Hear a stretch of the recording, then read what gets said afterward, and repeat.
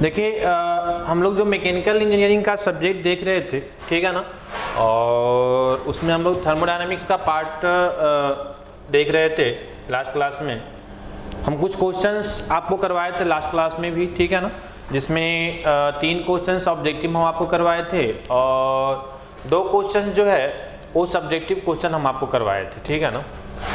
तो कहने का मतलब हुआ कि अगर आप देखें कि क्वेश्चंस वाइज तो बहुत इंपॉर्टेंट है, क्वेश्चंस आपको करना होगा, अदर ऑब्जेक्टिव हो या सब्जेक्टिव हो, ठीक है ना। ऑब्जेक्टिव क्वेश्चंस भी हम आपको कल करवाए थे, सब्जेक्टिव भी करवाए थे। आज भी कुछ ऑब्जेक्टिव क्वेश्चन हम आपको लेकर आए हैं, ठीक है ना, जो कि आपके कॉन्सेप्ट को क्लियर करेगा, ठीक है। और फिर हम कुछ सब्जेक्टिव क्वेश्चंस की बात भी करेंगे। कहने का मतलब है कि अभी तक हम लोग जो टॉपिक पढ़े हैं, है ना, उस टॉपिक से रिलेटेड ही क्वेश्चंस हम अभी आपको करवा रहे हैं, ठीक है ना। आगे जब हम आगे मूव करेंगे नेक्स्ट टॉपिक में, नेक्स्ट टॉपिक हम लोग का फर्स्ट लॉ ऑफ थर्मोडायनामिक्स होगा, ठीक है ना, और हीट को हम उसी में डील करेंगे। एक्चुअली हम लोग जो है वर्क को डील कर लिए हैं, वर्क ट्रांसफर क्या होता है ना, ए रिलेशंस क्या होता है डिफरेंट प्रोसेस के लिए, ये सारा चीज हम लोग डील कर लिए हैं। वहाँ पे एक और पॉइंट हम लोग को डील करना होता है, दैट इज हीट, है ना। हीट को हम लोग जो है ना वो फर्स्ट लॉ ऑफ थर्मोडायनामिक्स के साथ डील करेंगे। हम इसलिए करेंगे, हो सकता है कहीं कहीं आपको अलग से भी पहले भी कर दिया जाता होगा, लेकिन हम यहाँ पे zeroth law of thermodynamics first law of thermodynamics के बाद उसको इसलिए डील करेंगे कि जो फर्स्ट लॉ ऑफ थर्मोडायनामिक्स का जो स्टेटमेंट होता है उसका रिक्वायरमेंट हमको आएगा वहाँ पे, जब हम आपको ये बताना चाहेंगे कि जो मेरा हीट ट्रांसफर है वो एक पाथ फंक्शन होता है, ठीक है ना, तो वहाँ पे हमको रिक्वायरमेंट होगा उसको शो करने के लिए, पाथ फंक्शन को दिखाने के लिए जो फर्स्ट लॉ ऑफ थर्मोडायनामिक्स का जो स्टेटमेंट है उसका रिक्वायरमेंट हम लोग को आएगा, है ना। So that the topic of heat transfer we will see in after first law of thermodynamics, ठीक है ना। चलिए आइए हम आपको यहाँ पे बात करते हैं। सबसे पहले हम आपको बात कर रहे हैं that is question number first, है ना। देखिए यहाँ पे ध्यान दीजिए थोड़ा सा। पहला क्वेश्चन बोल रहा है कि a close system is one whose boundaries allows, उसका बाउंड्री, है ना, अलाउ करेगा। कहने का मतलब सिंपल ये हुआ कि क्लोज सिस्टम हम किसको बोलते हैं। हम आपको टाइप्स ऑफ सिस्टम पढ़ाए थे जिसमें 3 तरह से सिस्टम हम लोग डिफाइन किए थे। कौन कौन? क्लोज सिस्टम जिसको कंट्रोल मास सिस्टम भी हम लोग बात करते हैं, दूसरा कंट्रोल वॉल्यूम सिस्टम जिसको ओपन सिस्टम हम आपको बताए थे, और तीसरा आइसोलेटेड सिस्टम, ठीक है ना। तो ये 3 तरह का सिस्टम हम लोग डिफाइन किए थे। तो यहाँ पे पहला क्वेश्चन टाइप्स ऑफ सिस्टम से ही है, आपको पूछ रहा है कि a close system is one whose boundaries allows, उसका बाउंड्री अलाउ करेगा क्या। पहला देखिए ऑप्शन ए में है ओनली एनर्जी ट्रांसफर, बी में है ओनली मास ट्रांसफर, सी में है both energy and mass transfer, और डी में है none of the above. Clear है ना। तो कौन सा ऑप्शन सही होगा? देखिए हम आपको थोड़ा सा रिवीजन कर देते हैं कि हम लोग जो क्लोज सिस्टम पढ़े थे उसमें हम लोग क्या बात किए थे कि एक, है ना, फिक्स्ड मास और फिक्स्ड आइडेंटिटी होता है इसमें। कहने का मतलब क्या है, लास्ट कंक्लूजन हम आपको लिखाए थे कि इसमें मास ट्रांसफर नहीं होगा, सिर्फ और सिर्फ क्या होगा, एनर्जी ट्रांसफर होगा। बात समझ में आ रही है? हम लास्ट में आपको डिस्कस कर दिए थे।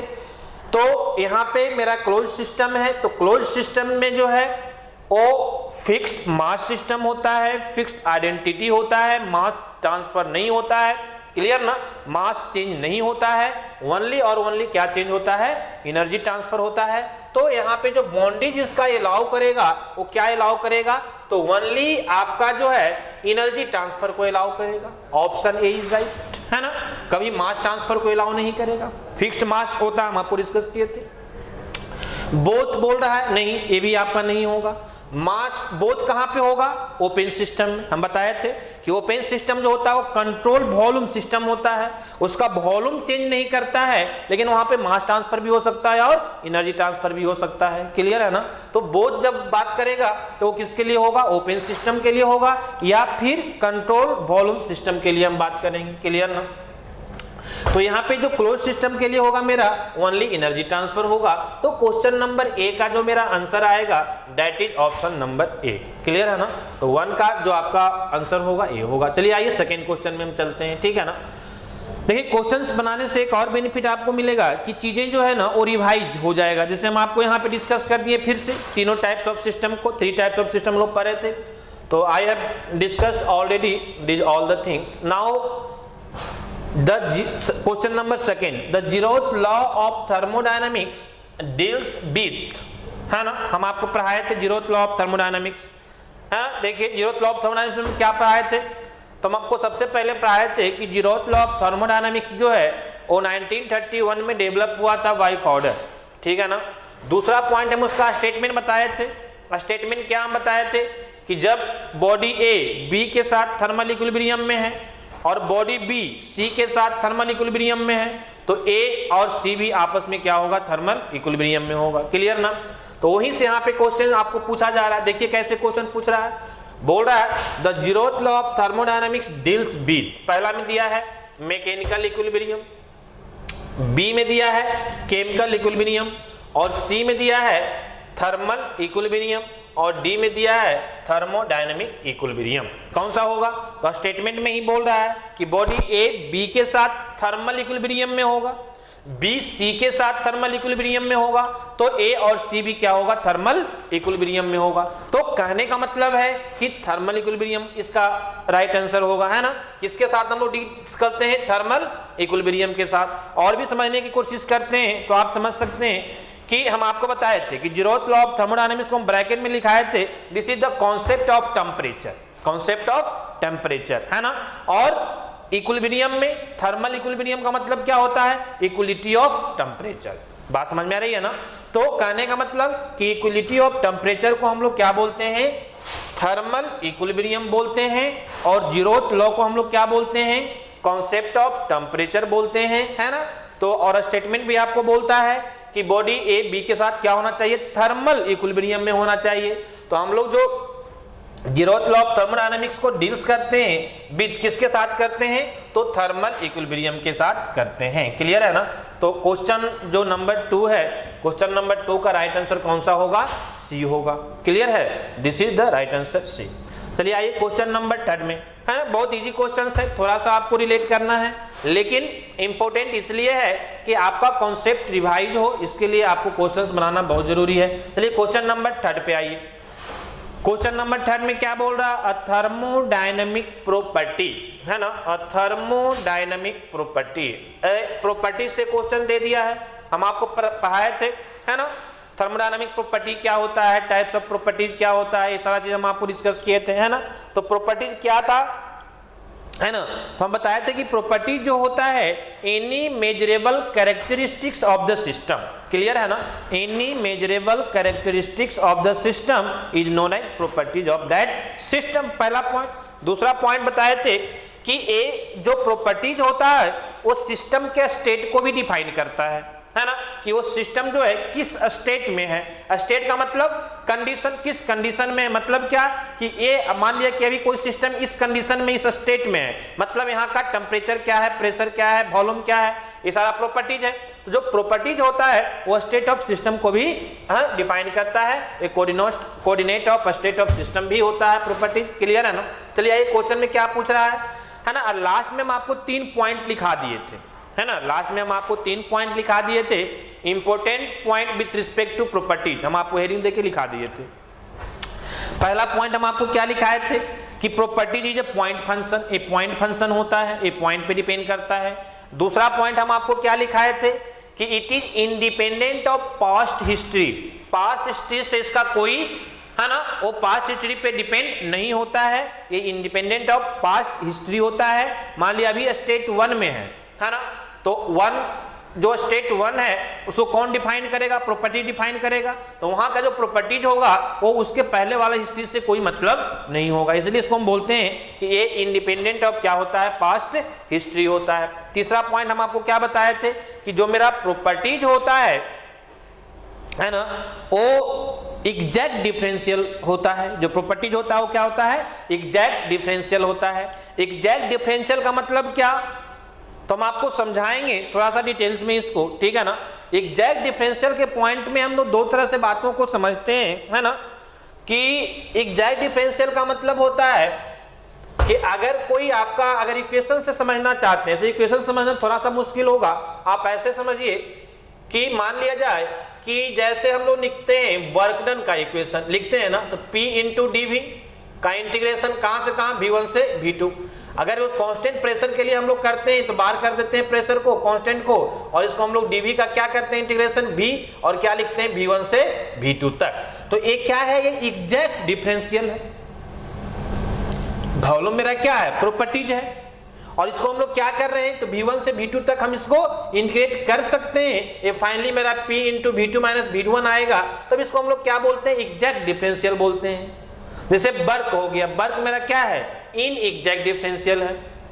वर्क को हम इस तरह से नहीं लिख सकते हैं, कहने का मतलब है कि अगर आपको इंटीग्रेशन ऑफ वर्क ट्रांसफर है तो आप इसको वर्क डन W1 से W2 आप इसको इस तरह नहीं लिख सकते, क्योंकि ये पाथ फंक्शन है, ये पॉइंट फंक्शन नहीं होता है ना, ये पाथ पे डिपेंड करता है, तो ऐसा आप नहीं लिख सकते हैं। तो ये क्या है, इन एग्जैक्ट डिफरेंशियल है, और इसको हम लोग क्या बोलते हैं, एग्जैक्ट डिफरेंशियल बोलते हैं। क्लियर है ना। तो चूंकि हम इसको इस तरह से लिख सकते हैं, इसीलिए मेरा क्या कहलाता है, एग्जैक्ट डिफरेंशियल कहलाता है। तो हम आपको प्रॉपर्टीज के रिगार्डिंग 3 इंपॉर्टेंट पॉइंट बताए थे, फिर से हम आपको रिपीट कर रहे हैं। क्या पहला बताए थे कि जो प्रॉपर्टीज होता है दैट इज पॉइंट फंक्शन होता है।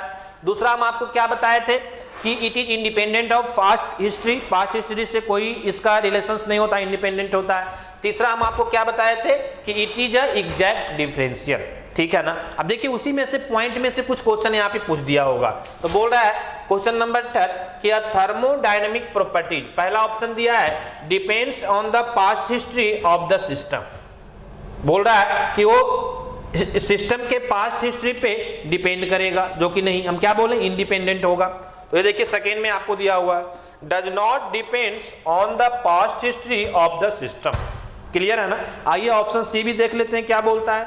बोल रहा है can have different values when the system is in a particular state। बोल रहा है कि जब सिस्टम कोई पार्टिकुलर स्टेट में है, कोई पार्टिकुलर स्टेट में है, तो वहां पे जो है वो प्रॉपर्टीज का डिफरेंट वैल्यू होगा, जो कि गलत है। क्या हम बोले कि जो प्रॉपर्टीज है वो उसके स्टेट को डिफाइन करता है, सिस्टम के स्टेट को डिफाइन करता है। तो मान लिया अभी एक स्टेट में है, तो वहां पे जो प्रॉपर्टीज है उसका कोई एक ही वैल्यू होगा, मतलब टेम्परेचर है प्रॉपर्टीज, तो टेम्परेचर का कोई एक ही वैल्यू होगा। मान लिया वॉल्यूम है प्रॉपर्टी, तो वॉल्यूम का कोई एक प्रॉपर्टीज होगा। मान लिया वहां प्रेशर है, तो प्रेशर का कोई एक वॉल्यूम होगा, मतलब उस पार्टिकुलर स्टेट के लिए। क्लियर है ना। कहने का मतलब ये है, आप यहाँ पे थोड़ा समझने का कोशिश कीजिए। अगर आप समझना चाहते हैं तो आप थोड़ा सा यहाँ पे समझने का कोशिश कीजिए कि मान लिया जाए कि कोई स्टेट आप डिफाइन कर रहे हैं 1, है ना, सिस्टम का कोई एक स्टेट आप 1 डिफाइन कर रहे हैं। अब ये मान लिया जाए कि ये आपका प्रेशर है, ये आपका वॉल्यूम है, कुछ भी हो सकता है, वॉल्यूम टेम्परेचर रिलेट कर सकते हैं। तो मान लिया इस स्टेट में, इस पार्टिकुलर, देखिए यहाँ पे ध्यान दीजिए, फॉर अ पार्टिकुलर स्टेट, बोल रहा है पार्टिकुलर स्टेट में जो होगा, तो यहाँ पे P क्या है, प्रॉपर्टीज है, V क्या है, वॉल्यूम है, तो बोल रहा है कि डिफरेंट वैल्यूज होगा, दैट इज रॉन्ग। जबकि क्या होगा, इस पार्टिकुलर स्टेट में एक प्रेशर का कोई एक ही वैल्यूम होगा, वॉल्यूम का भी कोई एक ही वैल्यू होगा। क्लियर ना। तो यहाँ पे जो है वो डिफरेंट वैल्यूम नहीं होगा पार्टिकुलर स्टेट के लिए, यहाँ पे पार्टिकुलर स्टेट के लिए प्रॉपर्टीज का कोई एक वैल्यू डिफाइन होगा, इसलिए ऑप्शन सी भी क्या है, रॉन्ग है, गलत है। क्लियर है ना। और ऑप्शन डी में क्या दे रहा है, none of the above. Clear. तो हम लोग इसमें आंसर कौन सा सही हो जाएगा, option number B, that is does not depends on the past history of the system. Clear है ना। तो इस क्वेश्चन में, क्वेश्चन नंबर 3 में B is the right answer, है ना। तो ये आपका बी जो होगा ये राइट आंसर होगा। देखिए यहाँ पे ध्यान दीजिए थोड़ा सा, ये तो आपका बेसिक क्वेश्चन था। चलिए आइए क्वेश्चन यहाँ पे और है, क्वेश्चन नंबर 4, है ना। देखिए यहाँ पे ध्यान दीजिए, क्वेश्चन नंबर 4 ये बहुत इजी है, आपको पता होना चाहिए। आई थिंक आप लोग हर कोई कुछ ना कुछ जानते होंगे, ठीक है ना। इस क्वेश्चन में देखिए एक चीज छूट गया है ना, आप इसको ध्यान दीजिएगा। एक्चुअली A 1 2 3 4 5 यहाँ पे दिया हुआ है, इसमें कोडिंग करना पड़ेगा। है ना, कि ऑप्शन ए में क्या होगा, ऑप्शन बी में क्या होगा, ठीक है ना। मान लिया कि आपका ऑप्शन ए है, तो ऑप्शन ए में मान लिया आपको दे दिया है 1 और 2, है ना। ऑप्शन बी में अगर आपको दे दिया है 1, 2 और 3, है ना। ऑप्शन सी में दिया हुआ है 3 और 4, एंड ऑप्शन डी में आपको दिया हुआ है 1, 3, 4। क्लियर है ना। तो इस तरह से आपका option A, option B, option C और ऑप्शन डी रहेगा वहां पे। क्लियर है। चलिए आइए देखिए क्वेश्चन में क्या बोल रहा है, समझने का कोशिश करते हैं थोड़ा सा। बहुत इजी है ना। बोला which of the following of the intensive properties, मतलब क्या हुआ कि टाइप्स ऑफ प्रॉपर्टीज से दिया हुआ क्वेश्चन है, सिस्टम का जो टाइप्स ऑफ प्रॉपर्टीज होता है ना। देखिए ध्यान दीजिए क्या बोल रहा है, बोल रहा है which of the following is the intensive properties, है ना। हम आपको एक्सटेंसिव दो टाइप से प्रॉपर्टीज को डिफाइन किए थे, टाइप्स ऑफ प्रॉपर्टीज दो टाइप से डिफाइन किए थे, पहला एक्सटेंसिव प्रॉपर्टीज और दूसरा कौन सा, इंटेंसिव प्रॉपर्टीज। दोनों को, एक्सटेंसिव और इंटेंसिव को हम डिफाइन भी किए थे कि एक्सटेंसिव प्रॉपर्टीज हम उसको बोलते हैं जो कि system which depends on the size and mass of the system, उसको हम लोग क्या बोलते हैं, एक्सटेंसिव प्रॉपर्टीज बोलते हैं। और विच इंडिपेंडेंट, है ना, जो कि इंडिपेंडेंट होता है सिस्टम के साइज और मास से, उसको हम लोग क्या बोलते हैं, इंटेंसिव प्रॉपर्टीज बोलते हैं। ये हम डिफाइन भी किए थे। इवन हम आपको एग्जांपल भी दे दिए थे वहां पे कि एक्सटेंसिव प्रॉपर्टीज में किसको होता है, किसको किसको बोलेंगे। जैसे हम आपको मास की बात किए थे, वॉल्यूम की बात किए थे, ऑल टाइप्स ऑफ एनर्जी की बात किए थे, इंट्रोपी की बात किए थे, इंथाल्पी की बात किए थे। ये सारा का सारा जो है वो एग्जाम्पल है किसका, एक्सटेंसिव प्रॉपर्टीज का। हम इंटेंसिव का भी एग्जाम्पल दिए थे कि स्पेसिफिक फॉर्म जितना होता है वो सारा का सारा कैसा होता है, इंटेंसिव प्रॉपर्टीज होता है। उसी तरह हम और बताए थे टेम्परेचर मेरा क्या है, हम आपको एक डायग्राम के थ्रू बताए थे कि जब सिस्टम को डिवाइड कर दिए थे, सिस्टम का मास और साइज को हम चेंज कर दिए थे, तो कुछ प्रॉपर्टीज ऐसा था जिसका वैल्यू चेंज नहीं हो रहा था। तो जिसका चेंज नहीं हो रहा था मतलब क्या है, वो independent of size and mass of the system है। That type of properties is known as क्या, इंटेंसिव प्रॉपर्टी। और जो सिस्टम को साइज और मास को चेंज करने के बाद अगर उसका प्रॉपर्टीज चेंज हो जाए तो हम क्या बोलेंगे, वो डिपेंडेंट है सिस्टम के साइज एंड मास पे, and that types of properties is known as extensive properties. Clear है ना। तो ये हम आपको सारा डिस्कस कर दिए थे। चलिए आइए यहाँ पे देखिए, आपको कुछ वहां पे जो है ना प्रॉपर्टीज का नेमिंग दिया हुआ है। जैसे 1 में क्या दिया हुआ है, एनर्जी। अब एनर्जी का मतलब मेंशन नहीं किया था, नहीं किया है ना। तो कहने का मतलब क्या है कि किसी भी फॉर्म ऑफ एनर्जी, इसलिए वहां पे एग्जांपल में लिखा दिए थे all form of energy is extensive property. Clear. तो यहां भी जो एनर्जी होगा वो क्या होगा, मेरा एक्सटेंसिव प्रॉपर्टीज होगा। ठीक है। सेकेंड में अगर हम आपसे बात करें दैट इज वॉल्यूम, तो वॉल्यूम तो समझ में आ रहा है कि सिस्टम के मास और साइज पे डिपेंड करेगा। साइज चेंज करेंगे वॉल्यूम चेंज हो जाएगा, तो दैट इज एक्सटेंसिव प्रॉपर्टी। तो ये दोनों आपका 1 और 2 दोनों क्या है, एक्सटेंसिव है। थर्ड में क्या है, प्रेशर। प्रेशर कैसा है, ये इंटेंसिव प्रॉपर्टीज है ना। हम बताए थे आपको जब सिस्टम के हम साइज और मास को चेंज किए थे तो प्रेशर और टेम्परेचर का वैल्यू चेंज नहीं हुआ था, मतलब ये सिस्टम के साइज और मास से इंडिपेंडेंट है, मतलब प्रेशर मेरा कैसा है, ये मेरा इंटेंसिव प्रॉपर्टीज है। चलिए एक और है स्पेसिफिक इंथाल्पी। हम क्या बोले थे आपको कि all form of specific value, है ना। सारे स्पेसिफिक वैल्यू जो होता है, आइदर वो स्पेसिफिक इंथाल्पी हो जो कि यहां दिया है, या स्पेसिफिक इंट्रोपी हो, या स्पेसिफिक मास हो, है ना, तो या स्पेसिफिक इंटरनल एनर्जी हो, जितने form of specific form of energy होता है, चाहे कोई भी स्पेसिफिक जितना भी फॉर्म ऑफ प्रॉपर्टीज होता है, वो सारे स्पेसिफिक फॉर्म ऑफ प्रॉपर्टीज को हम लोग क्या बोलते हैं, इंटेंसिव प्रॉपर्टीज बोलते हैं। लास्ट में हम नोट करके 2 पॉइंट लिखाए थे, है ना, कि all specific form of properties is a intensive properties, और दूसरा हम ये बताए थे कि ratio of extensive upon extensive भी क्या होता है, इंटेंसिव प्रॉपर्टीज होता है। क्लियर। चलिए आइए यहाँ पे देखते हैं, ये एनर्जी मेरा all form of energy extensive properties, volume extensive properties, pressure that is intensive, और स्पेसिफिक फॉर्म है स्पेसिफिक इंथाल्पी, मतलब ये भी क्या है, इंटेंसिव है। तो 3 और 4 इज द राइट आंसर। देखते हैं ऑप्शन में किसमें 3 और 4 है। 1 में नहीं है, बी में नहीं है, सी में क्या है आपका 3 and 4, तो C is the right answer. Clear है ना, सी आपका क्या होगा, राइट आंसर होगा। चलिए आइए एक क्वेश्चन और है जिसको हम लोग देखते हैं, दैट इज क्वेश्चन नंबर 5, है ना। देखिए यहाँ पे ध्यान दीजिए, समझिए, थोड़ा सा समझने का कोशिश कीजिए हम क्या बोलना चाह रहे हैं। यहाँ पे जो है कुछ इस टाइप का भी क्वेश्चंस आता है, इसमें बहुत सारा क्वेश्चन आपको एक साथ हो जाएगा। क्लियर है ना, क्योंकि ये मैच करने वाला है। बोल रहा है match the list one with, है ना, विथ लिस्ट 2। दो लिस्ट दिया हुआ है, लिस्ट 1 और लिस्ट 2। क्लियर है ना, ये दोनों को क्या करना है, आपको मैचिंग करना है। Clear, and select the correct answer using the codes given below. और नीचे आपको एक कोड्स दिया हुआ है जिसको आपको जो सही कोड्स है उसको क्या करना है, सिलेक्ट करना है।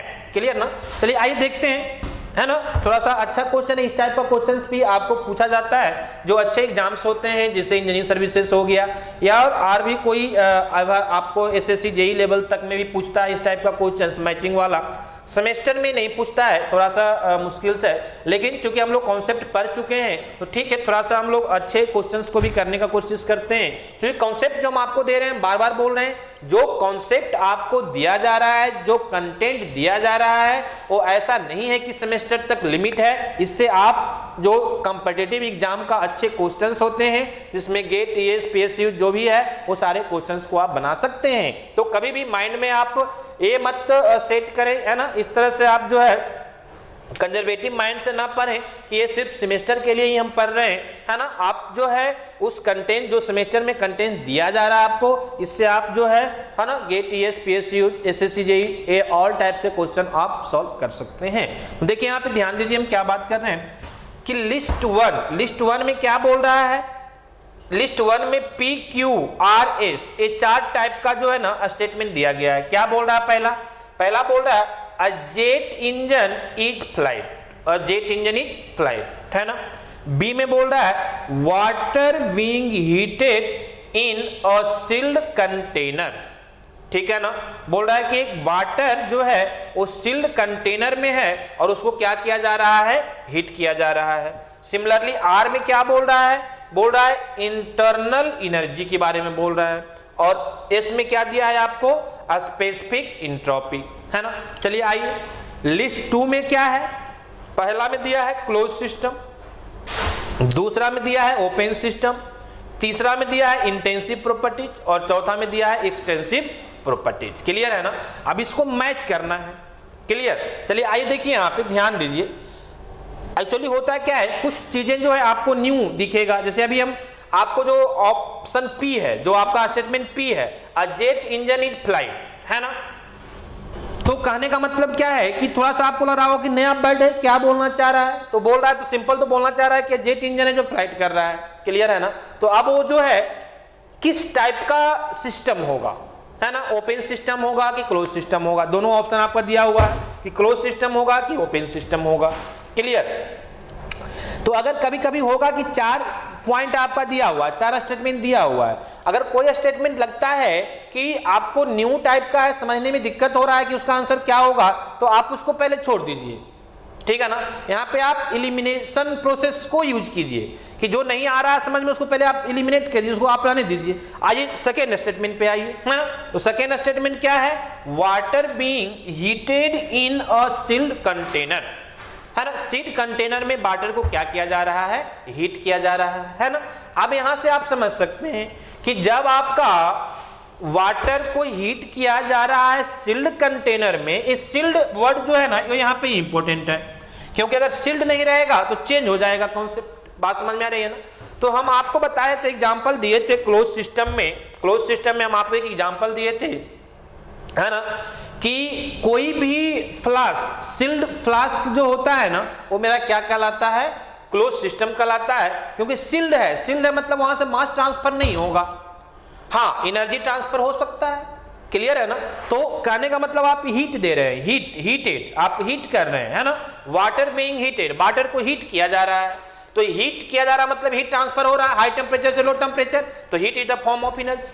बात समझ में आ रही है ना। तो वहां पे हीट का ट्रांसफर हो रहा है मतलब एनर्जी का ट्रांसफर हो रहा है, लेकिन चूंकि सील्ड है कंटेनर आपका, तो सील्ड होने के कारण वहां पे मास ट्रांसफर नहीं होगा। तो ये ऐसा सिस्टम को डिफाइन कर रहा है जहां पे मास ट्रांसफर नहीं हो सकता, सिर्फ और सिर्फ एनर्जी ट्रांसफर कर सकता।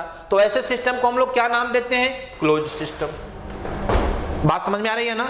जहां पे सिर्फ एनर्जी ट्रांसफर हो, मास ट्रांसफर नहीं हो सकता, और इसे सिस्टम को हम लोग क्या बोलते हैं? क्लोज सिस्टम बोलते हैं। तो ये भी वही बोलना चाह रहा है कि आपका water being heated in a sealed container, sealed है मतलब मास ट्रांसफर नहीं होगा, लेकिन हीट किया जा रहा है मतलब हीट ट्रांसफर हो रहा है, मतलब एनर्जी का ट्रांसफर हो रहा है। तो ऐसा सिस्टम जिसमें एनर्जी ट्रांसफर हो सकता है, मास ट्रांसफर नहीं हो सकता, वैसे सिस्टम को हम लोग बोलते हैं क्या?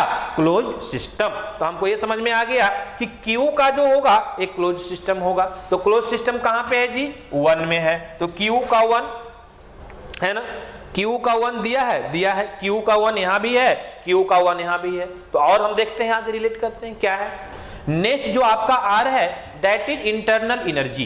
क्लियर? अब इंटरनल एनर्जी जो है वो किस टाइप का, आप देखो यहां पे टाइप्स ऑफ प्रॉपर्टीज दिया हुआ है सेकेंड लिस्ट में, है ना।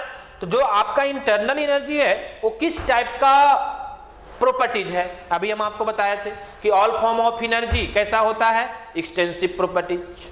क्लियर है ना?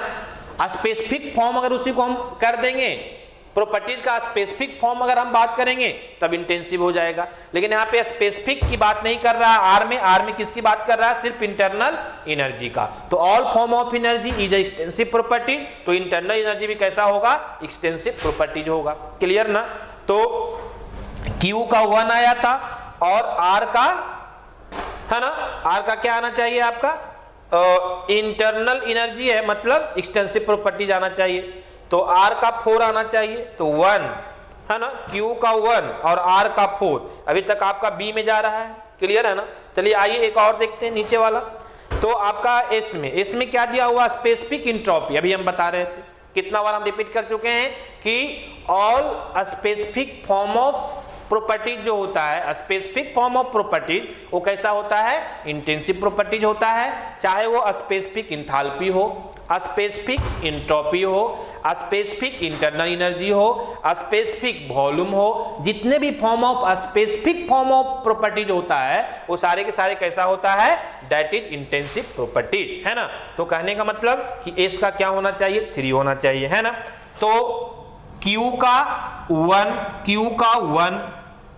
R का, है ना, 4, R का 4, है ना, और S का क्या होना चाहिए? 3, है ना। तो देखिए आपको अपने आप जो है आपका जो P हो गया वो कौन सा हो गया? आपका 2 हो गया। ठीक है ना। तो option C is the right answer.